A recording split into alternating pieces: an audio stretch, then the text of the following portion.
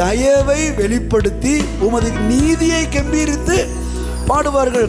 ஏன் பாடுறாங்க அப்படின்னா, தேவ தயவு தான் இவர்களுக்கு நீதியை கொடுத்தது. ஹல்லேலூயா. இன்னைக்கு நீதிமான் ஆகுவதற்கு மனுஷன் பல பிரயாசம். இயேசுவை ஏற்றுக்கொண்ட அத்தனை பேர்களும் இன்னைக்கு நீதிமான் ஆகுவதற்கு பல பிரயாசம் படுறாங்க.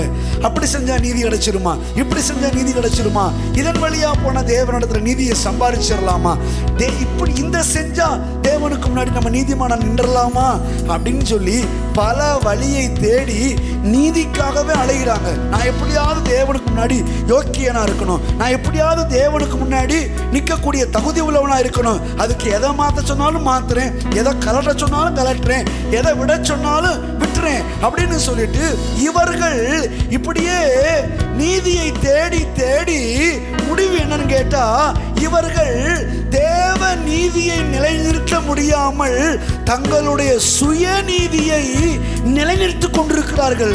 ஆனா தேவனுடைய நீதி நம்முடைய சுயநீதியினால வரப்போகிறது இல்ல, எந்த சுயமும் இல்லாத தேவனுடைய தயவினாலே நமக்கு நீதி கிடைக்கப்பட்டிருக்கிறது. கிருபையால் வாழ்வதால் கிருபைக்காய் நன்றி சொல். இப்ப தெரிஞ்சிருச்சா எதுக்கு இந்த பாட்டை பாடுனேன்னு? நீதியை எண்ணி என்ன பண்ணாங்களா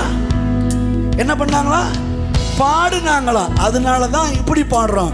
கிருபையால் வாழ்வதால் கிருபைக்காய் நன்றி சொல்கிறேன், உம் தயவினால் நிலை நிற்பதால் உம் தயவை எண்ணி பாடுகிறேன்.